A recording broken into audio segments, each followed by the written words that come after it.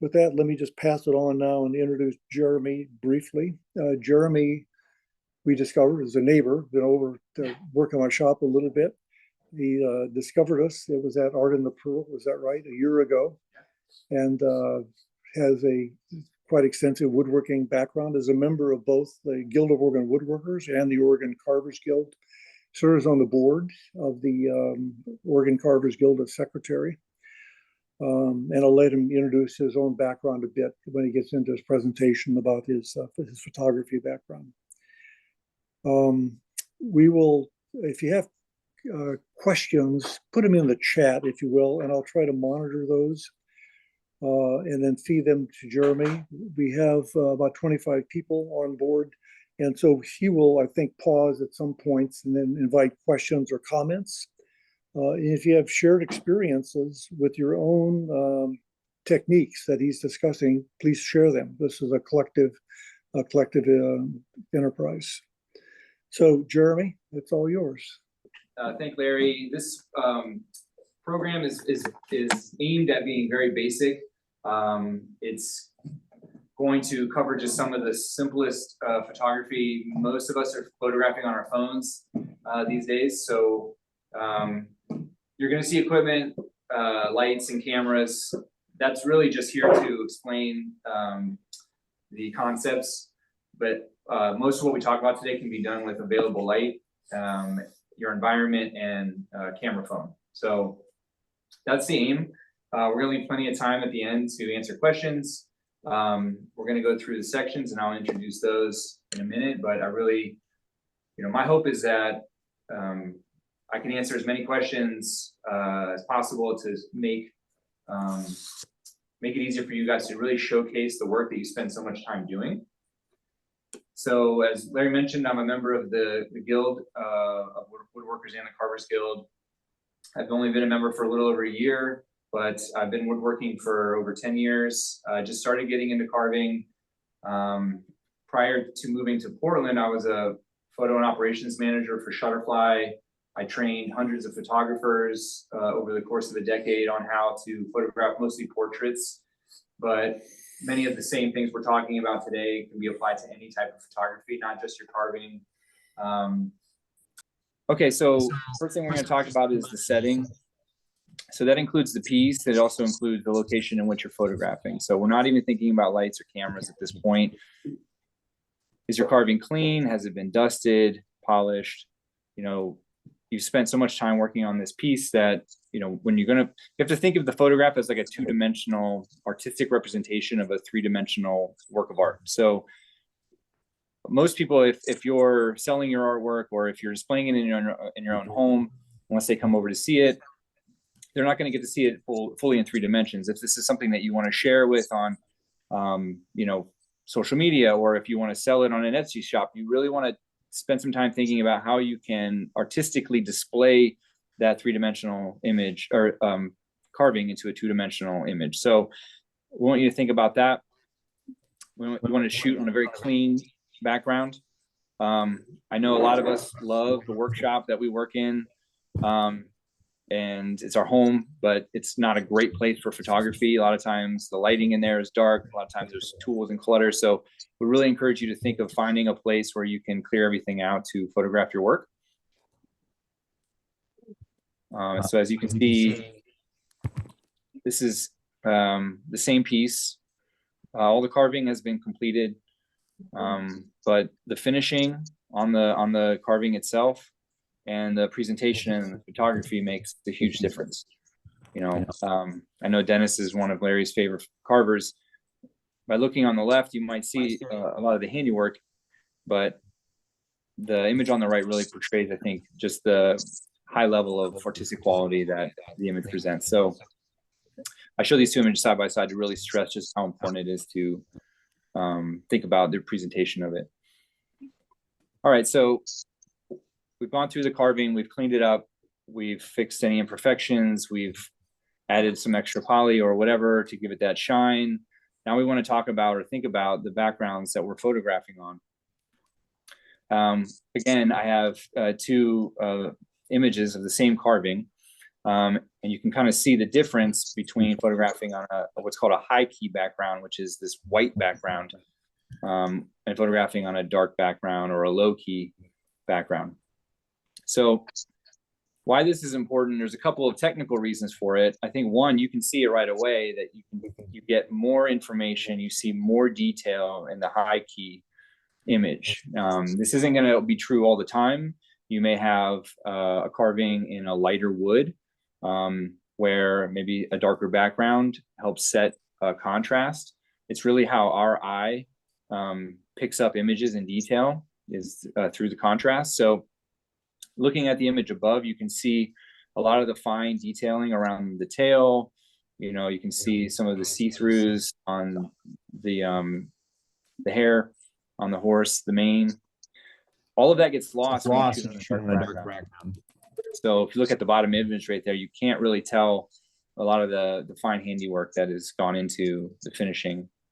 Dark backgrounds also absorb light. So if you're using available light sources, like you're shooting in your garage or in a shop, and or you know, in the shade somewhere, you want to really think about using a light background, because that light will reflect off of the light backgrounds, adding more light to feature your image. In a black background or a dark one, it's going to get lost. It's going to be absorbed. You're not going to get any reflection.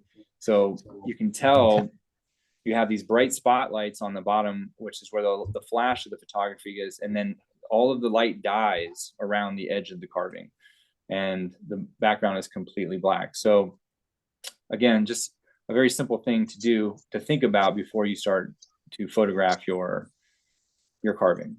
So I'm just showing you a couple of things. I'm gonna just sort of step over here. This is what's called a V flat in studio photography.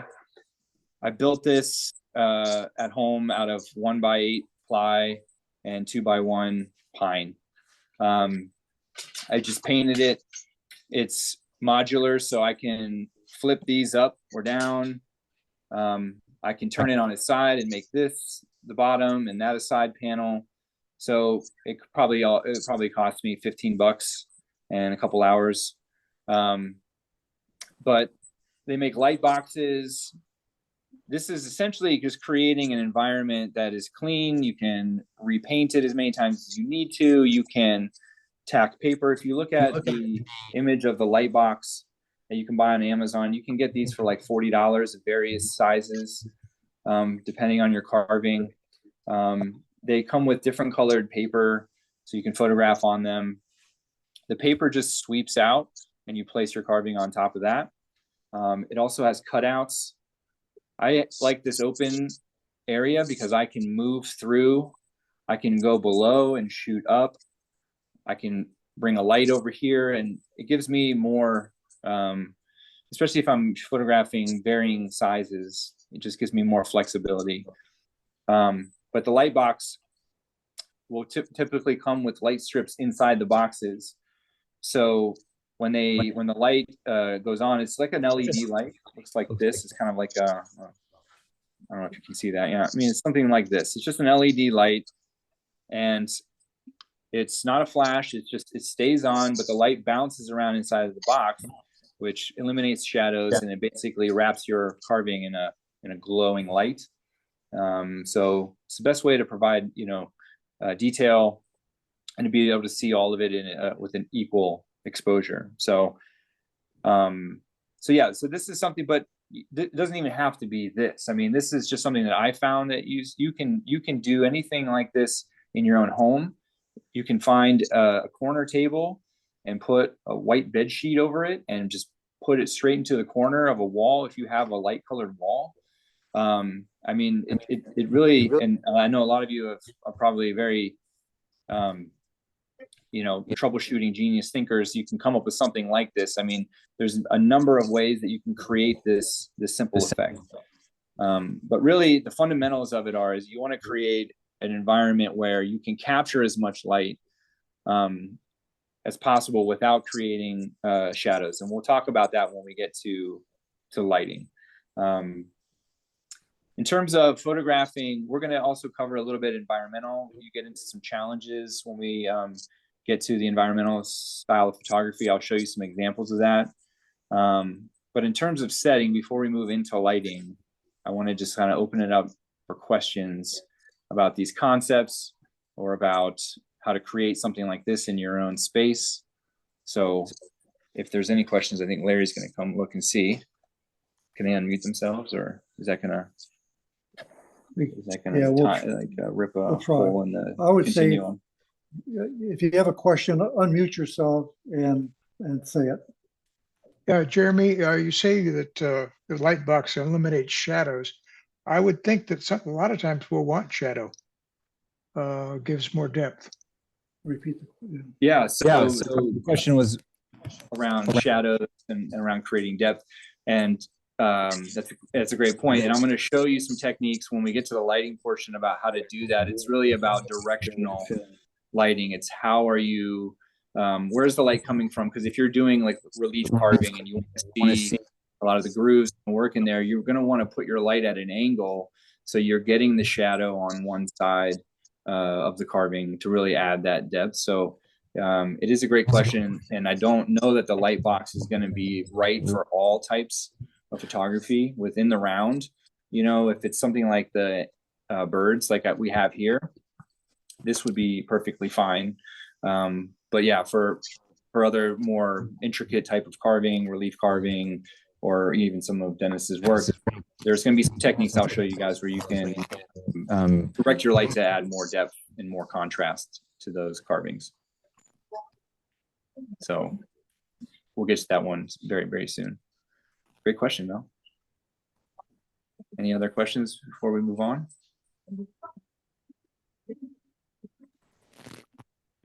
All right. So my wife and I have like a little business on Etsy that we sell, you know, home decor. We do carvings. This is I have a Glowforge, it's like a laser engraver. So I create these little, I take photos that people will send us, and then I'll create laser burned images out of them, and then I just build these frames.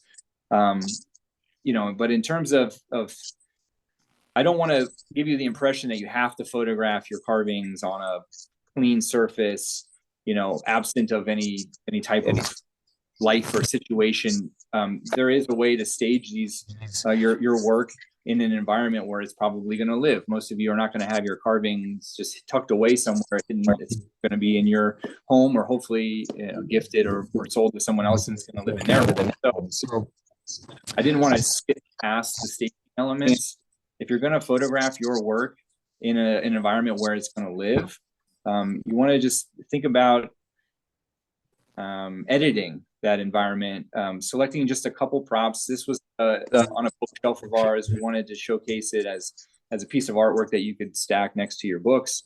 So I wouldn't normally photograph words or letters because that can be very distracting to the eye. But as you can see in this image, it's kind of out of focus. So it really worked. The out of focus is really drawing your eye to that carving or to that image. So I don't want you to think that you have to photograph it only in a sterile environment. You can photograph it in your home where it's going to be. But again, you just want to pair it with something that's very simple. It's not distracting. It's something that's going to live or interact with your carving in the place where it's going to be. So we can talk about that as well later on. But just wanted to highlight that. That photography is called in situ, correct? I didn't get that. What was that? That type of photography where it's in kind of a natural setting is called in situ. Is that correct? Is that right? It might be. I actually, yeah, that's not a term that I've come across, but I've in the marketing, it would be called lifestyle photography, I guess, or, you know, but yeah, I didn't know that. So thank you for sharing, but it makes sense. Total sense. Yeah. Okay. So lighting is probably one of your most important factors to think about when you're photographing your carving. There are really two basic types of light or ways to categorize them: direct light, indirect light. We're going to go over that in the next one. Next slide. Flash and outdoor photography. We're going to cover some challenges there. We're going to talk about color balance and temperature. and how to white balance for the color of your wood. All right, so direct light and indirect light. On the left here, we have an image of carving that was photographed with one single light source. You can see here it's got some shadow on the background. It's a little bit distracting. It's also got a really light highlight on the neck that's really bright. So direct light is not it's not a bad light source. It just presents challenges, and we'll get to the situations in which having a direct light like a flash is actually useful. But for most situations, I would be looking for indirect light or multiple light sources. So you get direct light anytime you're photographing out in bright sunlight. So sometimes you're not going to be able to avoid that. And that's really going to be handled sort of in camera in terms of exposure when it comes to photographing on your phone. But just know that flash, exposed light bulbs, when we get to the demo portion, I'll show you some examples of it with the lights that I have here. But in dark environments, direct light is very useful. It can brighten up an image, but it's going to also leave stark shadows if you don't have a second light or ambient light to fill in those shadows. There's some other things you can do. In this image on the left, for instance, you could move the carving away from the wall. That's just one simple thing. The shadow will be diffused the further away it is from the background in which the shadow is falling on. Indirect light, a lot of different sources for that. You can have more than one light source. You can be using reflection, which is bouncing light off of an environment, off a wall. You can use diffusion, which is to place something transparent in front of a light source, or you can use ambient light. So in this environment here, we have a lot of overhead lighting. It's pretty even all the way across. So you could photograph a carving like this in this type of lighting on this type of background with your phone with no problems. So really at that point, you're talking about your camera, and we'll get to that in the next section. But for me, this is probably the better type of lighting. If you look at that image on the right, you're not seeing any shadows, any stark shadows. You're not seeing any stark bright white lights on the corners. And that's because I used two lights in this particular case. Both of them were aimed away from away from it, and I was bouncing off of the ceiling and the walls in my house. I could get that same image, 10 other ways, different ways. That's just the way that I was using. So I'm gonna just kind of come around a little bit, and I don't know, I guess I'm gonna carry both of these. So can you, yeah, you guys can still hear me as I walk around, right? Okay, so I'm gonna use this little light here, and I'm probably gonna be blocking it a little bit. Okay, all right, so maybe I'll turn down the light a little bit. Okay. So this is a single light source. And as you can see here, it's with the overhead lighting, it's really hard to tell, but you got a little bit of a shadow here. The further I move the shadow back to the background, the more black you see, the more shadow you see. So this is what I was talking about before, where you kind of want to move it out. Now you can't even really see it at all. It's very minimal. All right, so this is one thing to think about. Now you've got a direct light here. You're going to see some shadow here. You're going to see shadow there. That's completely fine. This is not bad because you have ambient light as your fill. If I had, let's see, a carving, did I bring anything in here? So to go back to your question about a carving with contrast or something where you want to see some of that shadow, you would just want to position, now I'm blocking the camera. So you would really want to position your carving in such a way that the light is going across, here, let me turn this for the camera to see. So if let's just say we had some grooves here in this carving going down into the tail, and I really wanted to see that pop. You're going to want to place your grooves or the carving that you want to see perpendicular to the light source. Okay, so your light's coming in here and it's going to go across. Okay, so that you're going to get light on the side facing the light. You're going to get shadow on the side facing away. And you can just, it's very simple. I mean, with a setup like this, you can just turn your carving to see what is the best angle where you're going to get, you know, the shadow that you want, the contrast that you want.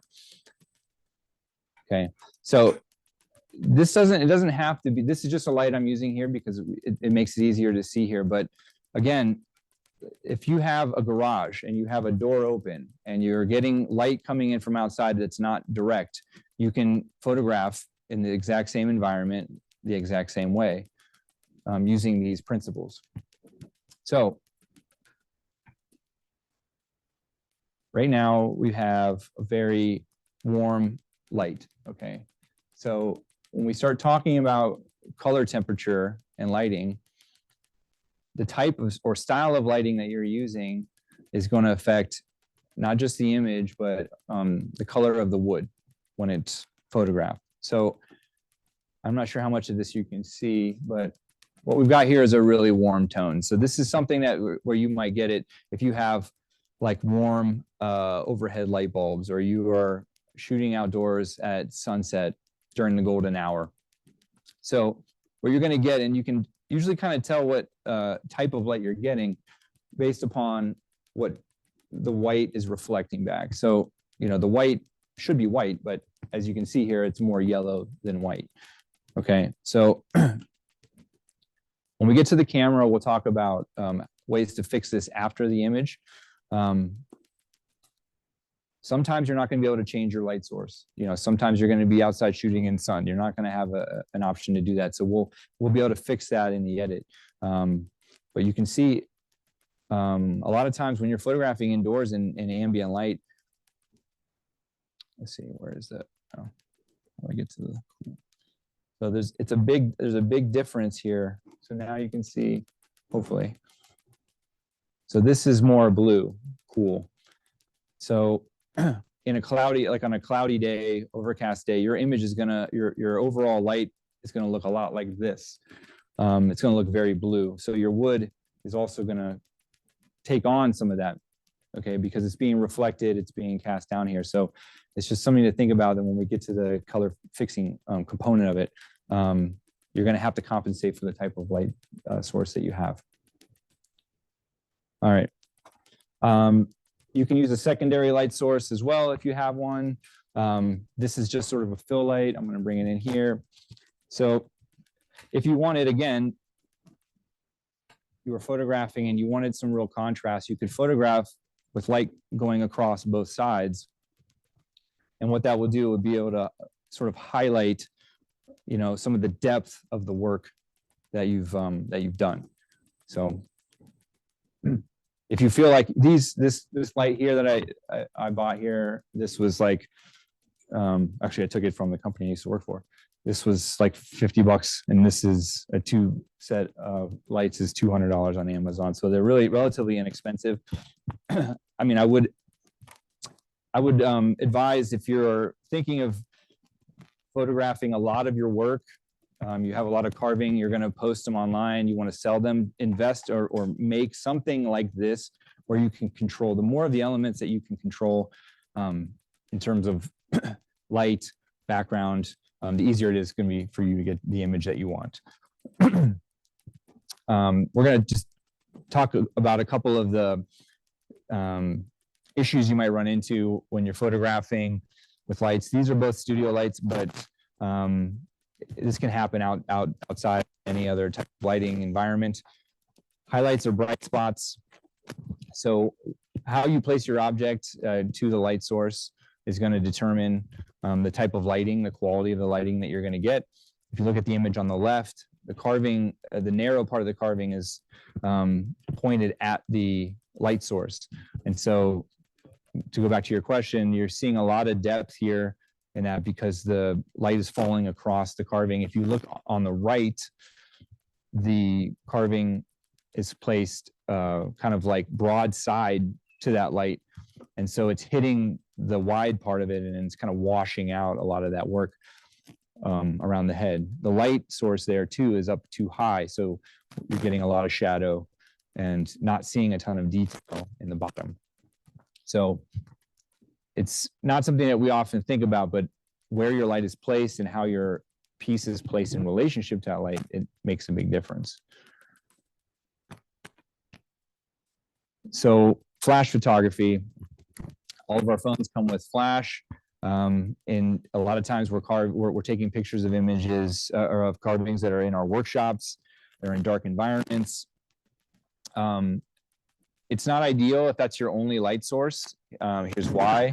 It's very directional, meaning it's kind of direct pointed in one direction. The lights are not powerful enough to spread light throughout the environment. It's kind of like pinpointed directly at where the lens is pointed. So it kind of creates these harsh shadows around the outside. It's inconsistent in terms of the light spread. In dark environments, you'll see an image in a few slides. Even our phone cameras have a really hard time focusing in dark environments, especially if our hand is moving while we're trying to do it. So I would advise not to do it if you can. Light also falls off the edge of the frame. There are cases though when flash is not a bad idea. So a lot of times backlighting, this is a very common, I'm sure a lot of your family portraits might look like this, or just candid photos you take. So I just want to talk a little bit about what's happening in this image and why it turns out this way. Our phone cameras are taking an exposure reading across the entire frame, and it doesn't know who, it doesn't know that you're trying to take a picture of the people. It's trying to take an even exposure for the entire image. And so you have this intense light source in the back. It's sort of tricking your camera sensor into exposing the image to bring those highlights down and to bring all of that in. But what happens is it cannot, and even our phones now are getting better at doing this than, let's say, the film cameras that we used to use back in the day. But what happens is down the entire image, the exposure of the entire image. So the foreground goes into shadow. It becomes darker. So backlighting is just basically when the background of an image is brighter than the foreground. So you can't see the subjects quite as well. Now, flash, this is a perfect time to use flash if you have it. You're gonna, in this particular image, you would have two different colors, two different temperatures, because our flashes like on our phones are typically more of a white light. This is an orange light. So you would have to do some editing after your images to correct for those light tone differences. But using your flash in this situation would actually give you a better, more evenly exposed image. So we have another example. Larry sent this photo to me just today, was saying, let's talk about like what are some things that we can do to address backlighting. So I just mentioned you can try camera flash in this particular instance. When you have reflective surfaces like windows, flash is not great. It's gonna probably pick up unless it's angled far enough away, or if the flash falls, the middle of the flash falls on an object like the horse or the post in the middle. If it falls on the glass, it's going to show in the glass, and that's going to be, problematic. It's going to ruin your image. But you could try it here in this case. You can also zoom in on the object or the details, because when you zoom in or walk in and get closer to it, it's filling the frame with more of the dark area and less of the light, right? So we have to think about it in terms of like, what is the camera seeing? What is the sensor seeing? How much light is getting into it? So by reducing the amount of background light that's getting into your camera lens, it's actually going to brighten the object that's in the foreground. So I would recommend trying that. You can move the object or move the subject of the photo. So you're carving, if you can move it away from a window or turn it so that it's not backlit, but maybe front lit, that would be one option. If you have to move the camera, for example, so that you're not looking directly into the sun, that's another easy one. And then the last one is more of just sort of like a creative kind of fix, but you can create a bounce. And so what I have is, I use this in my studio, but I mean, any type of light reflective surface like this, I use this if I'm trying to get, you know, more of a wrap of light around it. I will basically bounce this light from the key off of here. You know, the closer I bring it in, the more light I'm going to see on that back side. Right. So, I mean, you're not going to carry this around with you all the time, right, when you're going shopping or anything, but any type of, I mean, this could be, again, a bed sheet, a wall, you know, even the side of a building. You know, if you have sunlight, anywhere there's sunlight, if you have a white or a light colored surface, you have a bounce. And so that can give you more of an even exposure as well.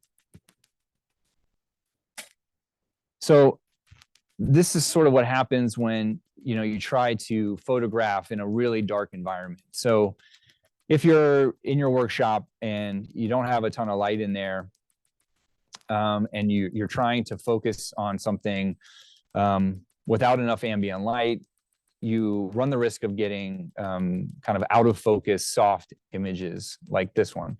So most of us, if you've done that, if you've taken your phone and you've got your flash on and you'll touch the image in the center, you'll see a flash first before the photo. And that's because the camera is trying to read the distance and focus that image with the first flash.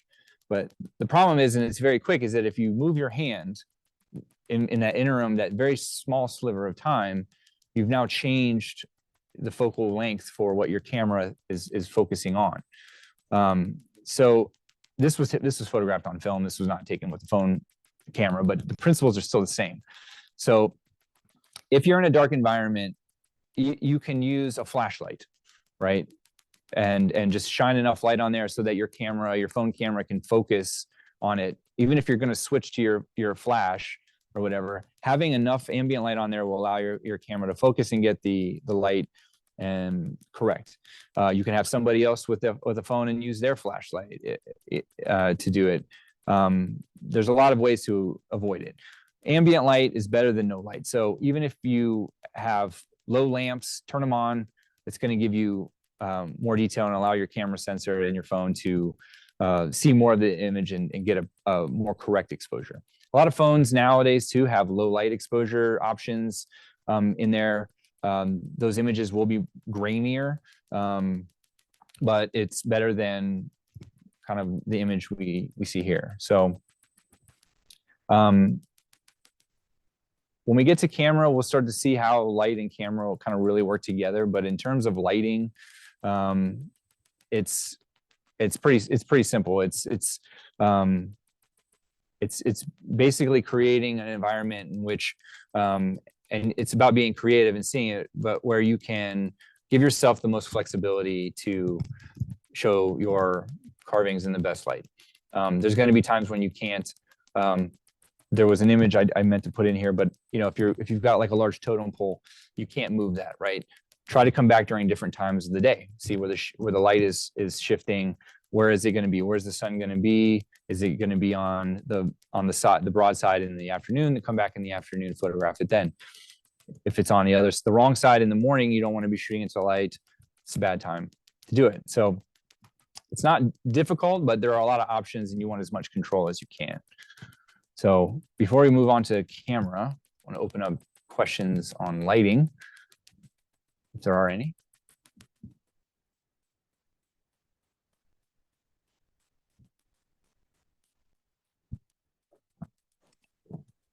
Hi, Jeremy.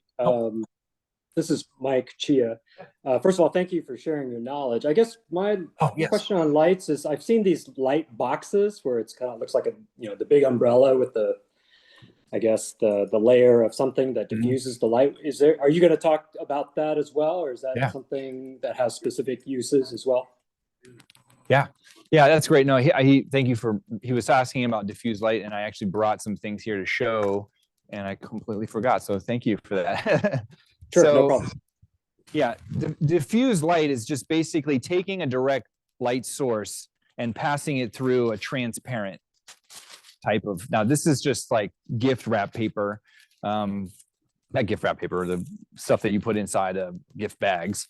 But I mean, it's transparent, it's kind of opaque. So what it does is it cuts down on the light and sort of disperses it throughout more of the area. So let's see if we can get this effect here. I don't know, I'm like blocking it. This is not going to work. Okay. Yeah. This one? Oh, right here. Yeah. So let me just turn this off though, because this is gonna, okay. All right, so how are we, okay, yeah. So already you can just sort of see just by, okay, this is a direct light source. I mean, you could even put this, if you had one of those old school camera flashes that you could put on top of your camera, you know, we use these all the time. So it's just enough that it's reducing, it's more even, softer light than it is. This, like, you can use a bed sheet. I use paper towels, you know, and just rubber band it over the light. If you have one of these in your workshop, any type of work light, you know, this is really useful. It provides a ton of light. You can literally point it up at the ceiling and just let it bounce and bright. Oh, I just every time, you know. So what I would do often is just point it to the ceiling and let it come back down in a more diffuse way. So if I hold it kind of over here, you know, versus, so I'm getting blown out lights, really stark shadows here. If I pass it up there, you know, I'm getting much more soft, and the shadows are actually falling down below underneath of the subjects. I also made this just little, this is literally cardboard and gift wrap paper, and it's just a little diffuser that I made for this light. So if I've got it right here, I mean, I literally can just boop, just put it right in here, tape it to my light, and then it's softer. I can make 3 or 4 of these and stack them. The closer it is to the surface, the less diffusion you're going to get. So as I move it back, never mind the shadows around the sides, but you can see how the light is getting softer and softer and softer. The closer I get to it, the harder it gets. But yeah, so diffusion is a great way of just softening the light, spreading it out, dispersing it throughout the environment, so you're not getting such an inconsistent exposure. Thank you for bringing that up. I almost forgot, and now I just wrapped myself up. Okay, any thoughts, questions, experiences? Anybody want to share any nightmare scenarios with lighting?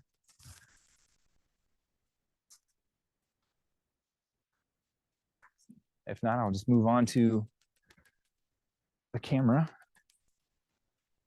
Okay, so all right.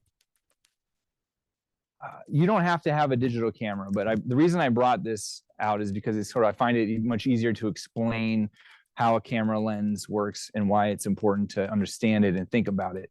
And you'll see examples of why it matters. Okay, so you know, this is just for camera phones. The lenses are all made the same way. So they're curved like the human eye. The center of the glass and the center of the glass, sometimes plastic, in your phone is going to be the sharpest part of the image. Okay, so wherever this is pointing, the sharpest part is going to be the crispest part of the image. And then as you get to the outside, you start to get more distortion, less focus. It's similar to our eye. If I'm looking right here at this word camera, I can see everything else that's around, right? But it's not quite in focus. Our eyes are much better than cameras at that, but the principle is still the same. So it's important to think about that, because oftentimes we don't know, like, we're just looking at a live view on our phones. So when we're taking a photo, right? And a lot of times when you see kids, or not, I guess anymore, 20, 30-year-olds, you know, you see them when they're taking selfies, they're doing this, right? Okay, well, that's because the principle of the lens.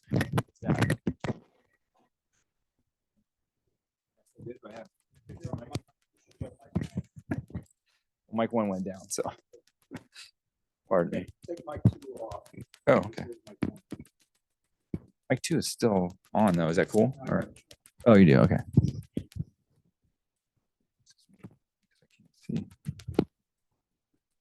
Okay. All right. Good. Okay. Yeah. So the reason that you see, millennials doing this and taking photos with the camera pointed high is because just like the eye or the camera lens, it's seeing this part the clearest. It's the sharpest part of an image.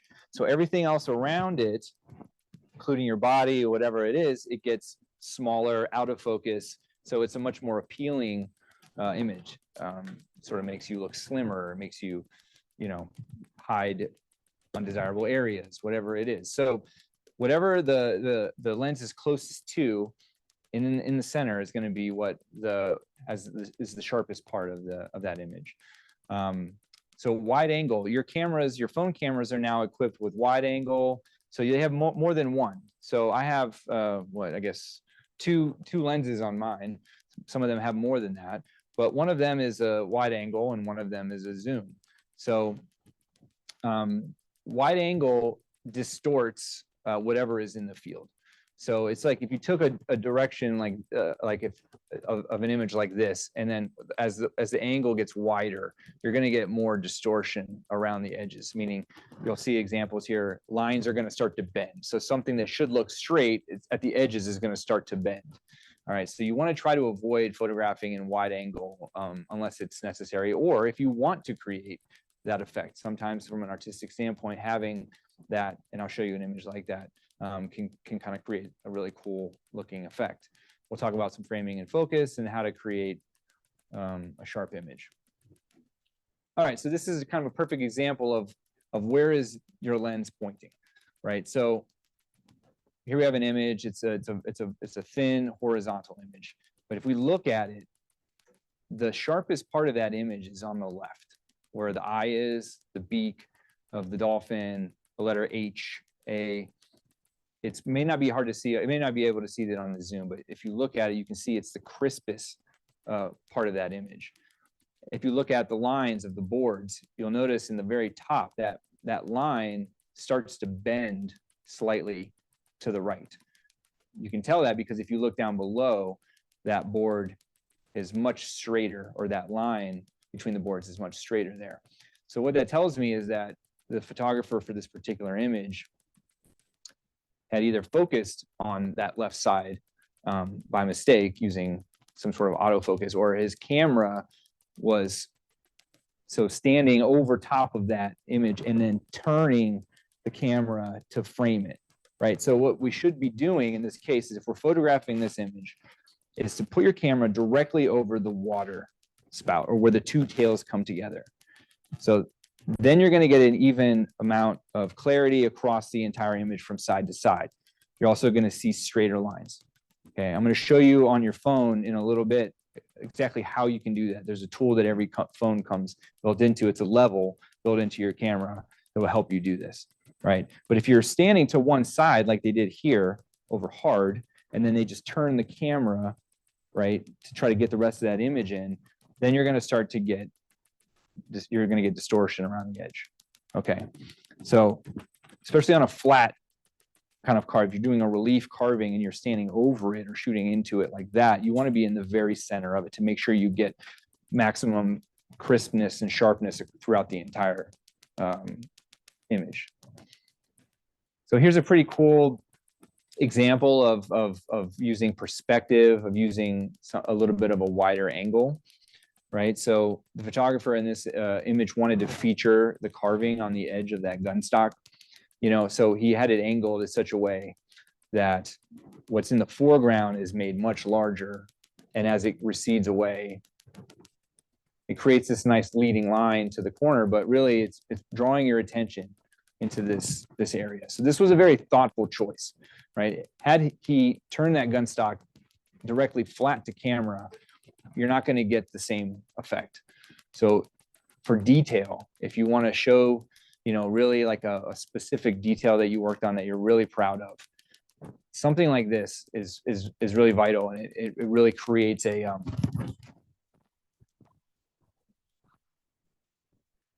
so thank you. So this can be achieved a number of ways. With camera phones, they're sort of automatically trying to, unless you go into portrait mode, which we'll talk about later, they're automatically going to sharpen the image as much as possible. So with a camera phone, you want to get as close to the detail as you possibly can to create that depth of field.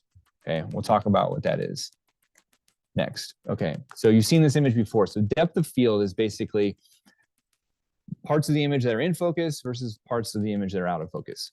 You can have out of focus in the back, which is what you normally see if you're shooting a portrait of somebody who's standing in the foreground in front of a mountain. You know, you might get, you see a sharp subject. You might see the background is a little bit less sharp, a little bit blurry. Same thing, you can have blurry image in the foreground. It's called bokeh, is the name of the word. So anytime, if you've heard the word bokeh, it just refers to the softness or the out of focus part of an image. And that's what portrait mode does for iPhone photographers. But basically what it does is it creates a sort of a depth to an image. So rather than something that's completely flat, you have something that's sort of like creating a sense of depth or almost a 3-dimension to it.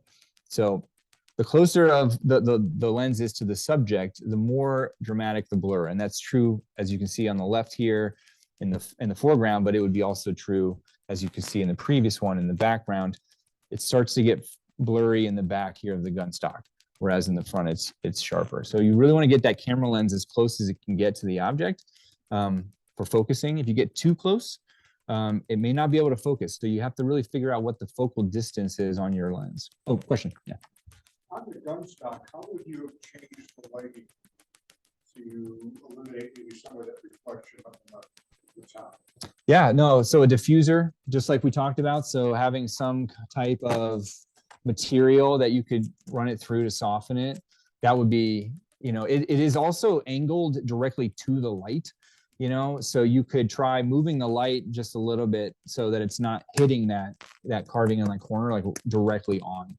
So yeah, you would want to either try to use some type of material to diffuse it. You could bounce it, especially with carvings like this that are have a glossy finish like that. You really want to be careful about how direct your light is on it. So yeah, that's a great question. I would either redirect the light or put a diffuser on it, or even just slightly turn the piece so that it's not so straight onto it. Great question. Another question on the comment right, about so having your lens. This is what, and I would invite you all at this point to just go ahead and get your phone out if you want and just look at your own phone's camera. I happen to be an iPhone user, but I mean, most, I think, phones, Androids, have a similar type of feature in different modes. All right, so what I was mentioning earlier, that leveling tool, this little plus sign that you see right in the middle of the frame, there's a yellow one and a white one. And so that's essentially the leveling function for an iPhone. And that's basically just telling you that your lens or your phone is completely flat or perpendicular. You can do it this way, or you can do it this way. But it's, again, it goes back to the point of like, trying not to create distortion. So again, if the lens, the sharpest part of the lens is in any way, so let's look at it here, and you can see that the camera is not quite aligned. So the white, I don't remember which one is which. I think when they lock up, they both take on the same color. But I would, when you go home, I would honestly just tell you guys to just kind of look at this and play around with it, and just notice as you're, when it's aligned up or in alignment, you're going to have the least amount of distortion, which is, again, straight lines. Go shoot a building in Portland or something like that. When you're pointing up at a building, you're going to see it start to come together, right? That's just perspective. That's distortion of the lens. So get a carving out, put it on a nice clean surface, a lot of light, and just play with it. You're going to see as this level moves around, you're going to see the lines and the shape of that carving distort and change in different ways. And where you show when it's lined up, when both of those plus signs are lined up, it's going to be the most symmetrical, or it'll be the most the sharpest, or it will have the least amount of distortion possible for that. But again, it's a stylistic choice. So I would encourage you just to continue to like experiment with it as you use it. Jeremy? We I've got a talked about question. the portrait mode on these lenses. I'm going to go back here for just a second. So portrait mode essentially is recreating the effect of bokeh, but it's doing it digitally. Okay, so it's blurring things out. It's getting better. It wasn't great when it first came out. Each new iteration is getting better and better. If you are in an environment where you have a background setting that you cannot clear, it's distracting, you have other things around, portrait mode is a great idea, a way to isolate your image.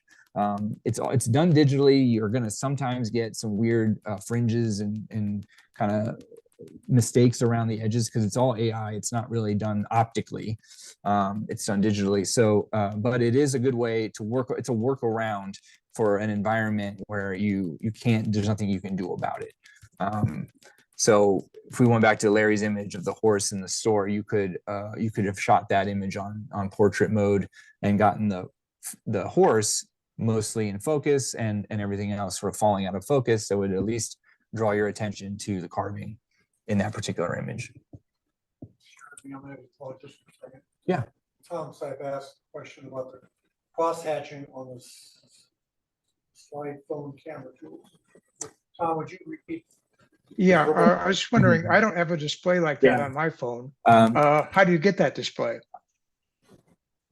Tom said he doesn't see it on his display. How do you get that display? Oh, so that's a good question. It's in your phone settings. Ah, boy. Yeah, I'm gonna have to go. What kind of a camera does he have? Got an iPhone? Or phone? iPhone something. It's an iPhone? Yep. Yeah. Just give me a second. We'll come back to that one because it's a setting.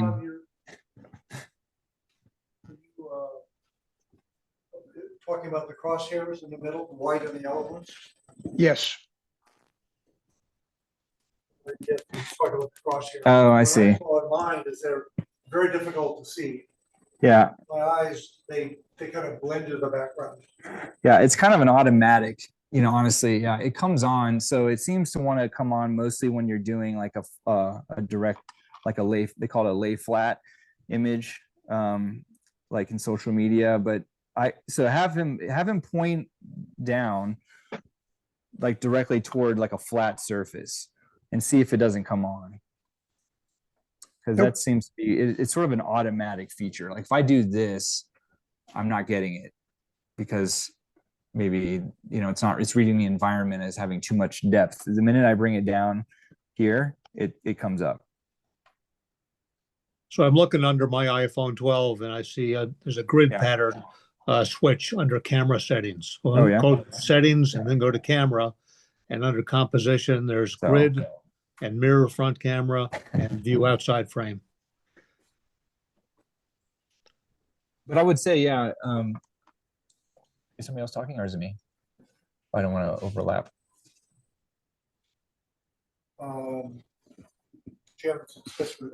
Jeremy can't hear you very That's well, it. so- Yes, that's it. Yeah. We have an audio. We're in this matrix, audio matrix world we're living with. So I suggest we go along with that. Okay. And we'll try to maybe answer that in the post-meeting follow-up. Yeah. And I was gonna say too, I think my email is probably on the site, right? I mean, I would recommend, I would love to talk with you individually, and help troubleshoot any questions you might have. down the road, after the comments, if you're trying some things out and running into issues, like I would love to just, be a resource and help troubleshoot some things for you guys. So yeah, I'll see if there's a way to permanently put that level on there, and then make sure we get that in the post meeting distribution. Okay, so let's look at some images here from a framing perspective. So kind of what we talked about before in terms of detail, there's going to be different purposes for each of your images, and I would recommend you have many different types of images. The image on the left is kind of a detail shot, but it's almost not tight enough. We've got a lot of the wood in there on the bottom that we don't necessarily need. We're cutting into the skate on the top. So it's what I would call like an in-betweener, right? So if you really wanted to get the detail of the reindeer being trampled by Santa, you would want to focus and zoom in much tighter on the deer. I would recommend zooming in with your camera, provided that you're by walking your camera in closer, provided that you're not in a wide angle. So you have to be careful when you're looking at your phone from a photo standpoint. There's going to be a couple numbers at the bottom, usually with an X followed by an X. So for mine, I know it's like if I have two lenses, one lens, my wide angle lens, is on the left, and on the right is my standard lens, and it starts at 1 and it goes up to 6, 2, 3, etc. So you don't want to be in the wide angle lens. If you're too close, that's going to create, some crazy distortion. But the reason I say that it's better to zoom like with what we used to call zoom with your feet, which means bring your camera in closer, because phones are an optical zoom. I mean, a digital zoom. They're not an optical zoom. So cameras, the way we know them from the days of yore, everything was made out of glass. And so when you zoomed on a camera, it was all done optically, meaning that the different lens elements in there were creating a zoom based on how far apart they were from the camera back. Okay. But a zoom inside of a phone is just zooming in on the sensor. It's not actually zooming in optically. So what that's doing is you're taking a camera sensor that has a maximum megapixel of whatever, 20 megapixels. And rather than, so when you zoom in on that, you're actually just zooming in on a portion of those 20 megapixels. So that's the difference between, so you're getting less detail, you might get more grain. It's not going to be as sharp as if you were to utilize that maximum, which is typically in the standard setting. So you're using just the 1 on your normal lens, not your wide angle lens, right? That's going to be using the full sensor. And so then as you walk it in, you're going to have a much tighter image. So I would, again, recommend you just play around with that. Just literally take an object, put it in front of you, and then just watch what happens as you bring your camera in closer to it, right? It does have a focal limit, so it won't focus on things too close to it, right? But everything in the image is still very crisp, right? If you back up, get farther away, and then zoom in to the same cropping, you're going to start to see noise around the image. You're going to see like it's a little bit grainier, it's not as crisp, the colors are maybe a little bit flatter or different, and that's because it's a digital zoom, meaning it's not using all of the pixels that are on that sensor for that image. So I prefer to bring the camera in as close as I can. Make sure that I'm utilizing the quality of that sensor as much as I can. So Jeremy, Spitzer was pointing out that in the settings, there's a grid off and on kind of a thing. And Gene Orchard also pointed out that my own suggestion is I don't spend any time in the camera settings. Yeah. That's a bunch of threads to pull and experiment. I think that's what you were suggesting. Yeah. Kind of play around with the settings themselves. Yeah, we'll talk about just a few of the most basic camera settings that you'll have when you get into the editing. The camera grid that I think you were talking about here, this these 9 boxes is basically just there for the rule of thirds, which is like an old Renaissance painting, type of theory about how the eye moves through a flat image. And so you can use that as you're framing things. Typically we would, where they intersect, so there's a square in the center, and where they intersect, so the upper right, upper left, lower right, lower left, is where, to create an image that was just more visually interesting, you would frame it in such a way that the focal point would actually fall in one of those 4 quadrants. So it's either top, up left, up right, or bottom right. And then you would, so that, it created more of a dramatic, it was more interesting to your eye than something that was just completely flat and straight on or symmetrical. So that's kind of what that grid's there for. It's been around forever, and it's kind of a relic of like the old days of like film photography. But it's still extremely useful when it comes to framing your images. So we kind of already talked a little bit about, so what I do typically, we kind of showed it a little bit, but if I'm photographing with my phone, again, this is sort of why I like this particular setup, because it allows me to, get low. I can kind of I have more freedom here to just sort of move my phone around if I need to, position, things here, the lights where I want to. It gives me the utmost freedom to kind of be able to just do. So I don't know, can you actually zoom in on the back of my phone? Would that be possible? All right, let's try that. Maybe we can try to actually do something here. Oops.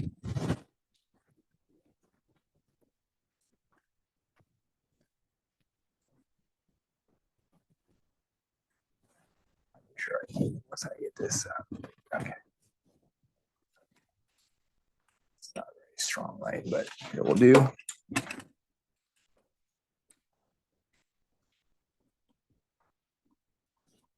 All right, these are a few of the little birds I've been working on. I've not gotten very far, but I'm excited for next bird carving season. All right, let's see here. Okay, all right, yeah, this is my phone. Okay, so I just turn it on to portrait mode. Okay, well, let's go back here. Okay, so I just want to show you some of the features of this when you're doing it. Down here below, this is my 1x. Okay, the yellow light tells me that that's the lens I'm using, which is my standard lens. The bottom down here, this is my wide angle. You see how I just jump back like that? So this is standard lens, wide angle. Okay, so that's how you can kind of tell the amount of coverage you're going to get, the lens that you're using. Okay, so what it's doing when I touch this screen right here in the middle, you see that little box that comes up and that little light. So that is where the sensor is reading for exposure. Okay, so it's trying to expose the image for this wood area. It's also focusing, so it doubles as a focus and exposure point. So once I do that, then I can take an image and I know that it's going to be sharp and it's going to be exposed for that particular area. Okay, so that's what it looks like. But so let me get a little bit closer. So as you can see here, this has kind of created a little bit of that bokeh effect. This is the sharpest part of the image here. It starts to go out of focus right there. All right. So bringing it in here, I'm getting a lot of great detail. If I were to zoom out and try to do that, I wouldn't get the same. See how everything is still, oh no, where'd it go? Okay. I lost track what I was doing. So if I'm zooming, okay, so if I want to create that soft focus effect here, right? And I zoom in on it, my lens is not going to be able to create that. It's still, everything in that image is going to be crisp. You guys might never do this again once we're done here. A live phone tutorial here. But if I bring my camera in on, all right, the one, okay, it's a little too close.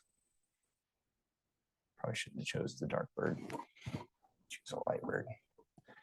So it'll have a difficult time if there's not a lot of contrast. Okay, so there we go. So now I've just left my standard lens on. I've brought my camera closer. I'm focused on here. You can see a lot of really great grain in this and detail. This here in the background is out of focus. Okay, so I'm going to do the same thing in portrait mode now. Okay, so this is portrait mode, and this is just a digital version of it. All right, and so I'm going to go in there. So it's creating the same effect. Oh my gosh, my screen is so broken. Okay, how do I move it? Yeah, you can't really tell. Yeah, it's hard to tell, but so this area here is really crisp, and in this area it falls out. And that's just using the portrait mode, which is just AI. On something like this, it's actually not that bad. It looks pretty good. So where you get in trouble is when you have a lot of information in the background, and these things like this back tail right here starts to blur in with something else behind it, and then it starts to look kind of funky. So, but this is what I do if I'm selling something on eBay, or if I'm, you know, just posting something that doesn't require a lot of like high quality images, you know, that's pretty much it. If I'm doing something that I want to go to print, or I want to do, that's when I use my digital camera. My digital cameras, these ones right here. But most modern cameras, most phone cameras these days, they take great images for what you're going to use them for. I want to talk about just some of the simple photo editing features that you want to think about. So if you have a phone and you want to open it up to an image, in iPhones, there's just an edit button right in the top. This is you don't need software. We'll talk about them or apps in a little bit, but you can do most of your simple editing issues editing fixes straight in the editing software that they have. So cropping, for instance, if you want to, as you can see this image here on the right, we've got a little bit of off the background up in there. I can clean that up with a cropping tool. If I want to completely straighten out that image, make it, you know, fill up as much of the frame as I can, that's what my cropping tool is for. There's a lot of other options in there, like straighten. We're going to look at exposure or brightness depending on your phone type. This particular image was a little bit dark, so I wanted to bring it up. I used exposure just to bring up the overall exposure. So that means all areas, shadows included. So exposure is going to boost the lightness of the whole image, everything. There's also features in there where you can focus on either highlights or shadows as well. There is a button for contrast, which is just going to create, it's going to expand the image, so it's going to create darker darks and lighter lights. So to go back to an earlier question about creating more contrast or more detail around that type of carving, contrast would be a great way to do that. And then white balance is going to be something that you would have to do if you were shooting in a situation where you had a colored light, like we did in this one. So I'll show you now the side by side, sort of what I did for this particular image.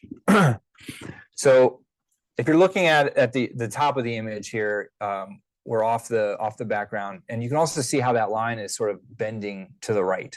So again, this was an example where the camera was situated over the left side of the image, and the distortion of it started to bend it. So I had to actually, there's a I forget what the title is, but you have to skew the image back toward the lens. So this was done digitally, but it's a cool tool now that you can do in there. So you're basically like bending that image back.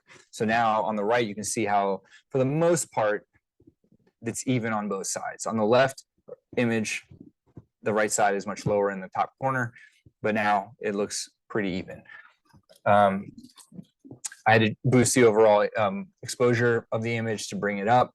I added some sharpness. Most of simple phone editing apps will have a function for sharpness, which is essentially just creating contrast around the lines. So it's not the overall image, it's just creating like a contrast around each of the edges to sort of set up a sharper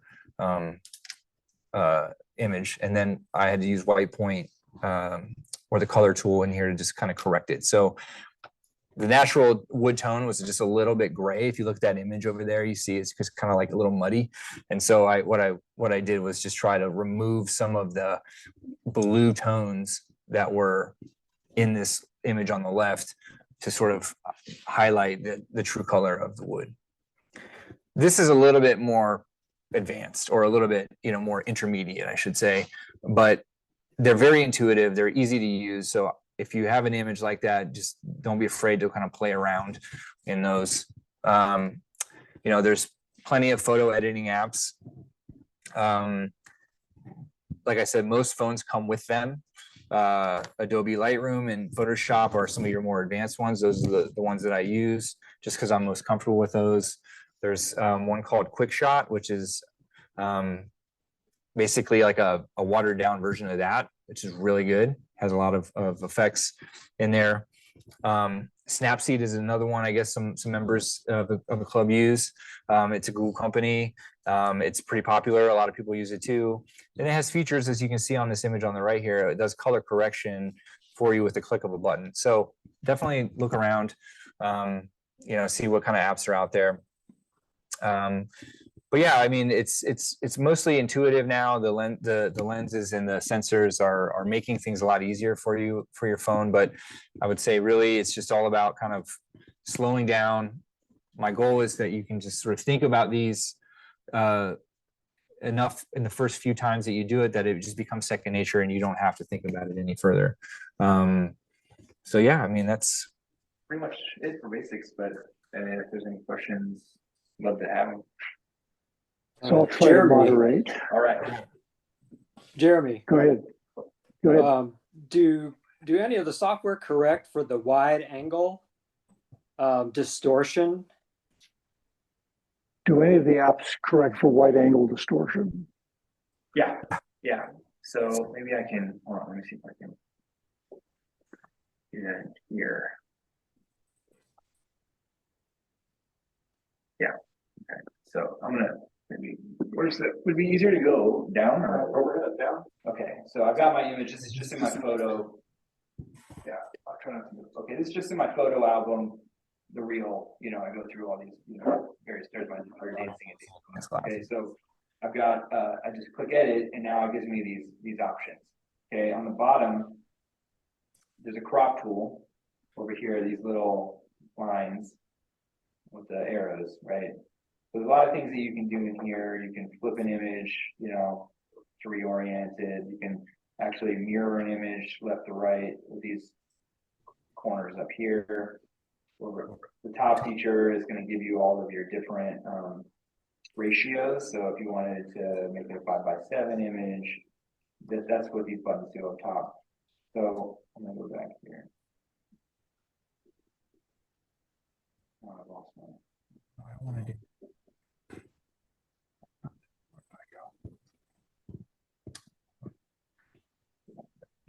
So on the bottom, you're going to see straighten. Okay, and so I don't like how they don't have these labels because you kind of have to just press around it. But so let's say you have an image of a sunset on the water, but it's slightly bent to one side, because your camera was just tilted. You're going to use the straighten portion here, and you're just sliding it one way or the other, right? And so that's straighten. Okay, go back. So these two here are going to correct for why is it two? Okay. So you were talking about distortion. So let's say you're shooting, I'm going to zoom back out. Okay. So this is going to change the image on the top, like sort of, I guess what would you call it? The y-axis. So it's a skew essentially, which is it's taking an image. So if you had, you were shooting up a building and you had distortion going toward the top, you could, in theory, try to correct for some of that by tipping it. What it's really doing is it's almost like tipping that building back toward you. And so this is all a digital. This is kind of like a digital effect. It's not something that's actually shall we say, changing in the image. It's sort of done, it's done on the metadata or on the image in the background. Same thing over here. So if you choose this one on the x-axis, if you have distortion falling off, like some of the carvings that we did on the previous slides, you could tip it left or right, and what it's doing is the same basic idea. It's if the right side is falling away, I can bring it back toward as if it was coming back toward the camera using this x-axis skewing. So you can see how it goes. It can go too far. So it's creating this weird stretching effect, right? So this is just sort of like, but yeah, so in terms of distortion, this is found in the crop tool, and it involves the straighten and this, and I mean, I know them as skew. They don't have a name for it, but it's basically an X and Y axis skewing, which is going to basically, you're going to just tweak it to try to compensate for any of the So I've used the skew tools before. Can I explain, answer your question? Go ahead, Maybe not speaker. quite. I guess I've used the skew tool before, but I guess the situation I was thinking of is maybe sometimes if you're taking a picture of something like a rectangular box and you get really close with a camera with a wide angle lens, then that rectangle gets distorted. And I don't know that I could take it out with the skew tools, but maybe there is a way to do it, but I was doing it wrong. So Mike was commenting on when he's using the skew tool and doing all that. I'm not sure it was a comment or a question there, Mike, of try to So summarize I it kind again. of see how the skew tool can adjust for, say, if you're taking a picture of something that's mostly flat and you are not straight onto it and you wanted to make it look flat. But if you get a camera with a wide angle lens and get real close to, say, a rectangle from say a 3/4 view, it no longer looks like a rectangle. And I don't know that the skew So take so care the of that, or question is is there another how tool far for that? can you go? If you have a wide angle view of a rectangle and you got really close, so it's really distorted, there's a limit of how far you can correct that, right? Yeah, Yeah. I don't know what the threshold would be. So but yeah, you're not probably not going to get to the limits of the optics of the lens. You're probably not going to get it back to perfect if it's that distorted.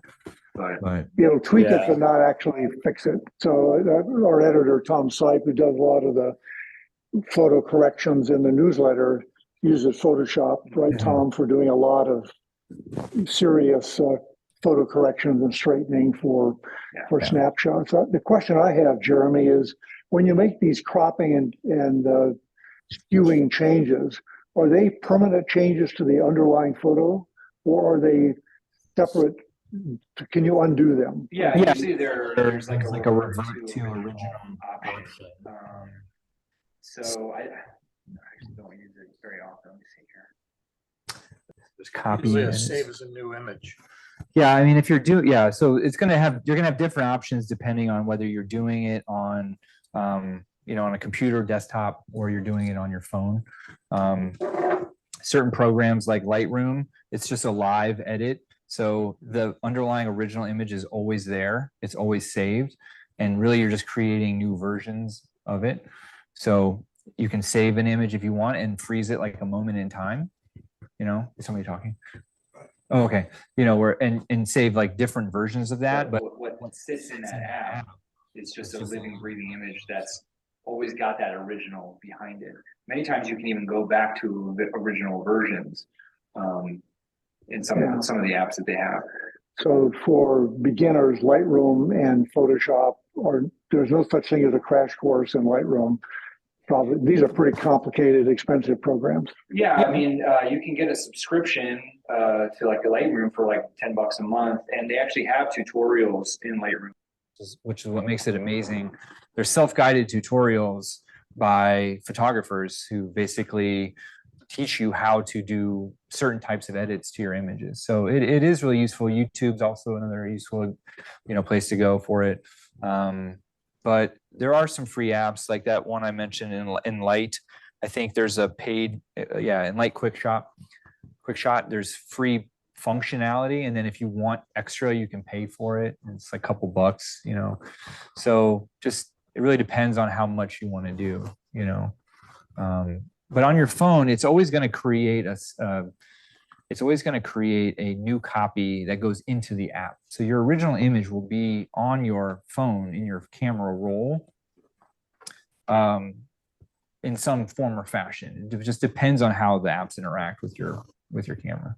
Yeah, if I could comment on that, Okay. from the editor's viewpoint, once